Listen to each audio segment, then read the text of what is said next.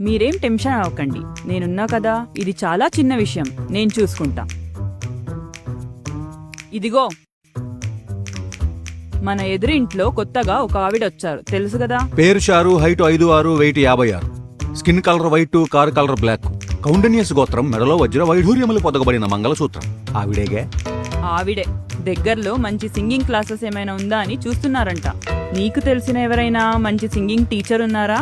ఏటిలోని అలల వంటి కంటిలోని కలలు కంటి గుండియలను అందియలుగా చేసి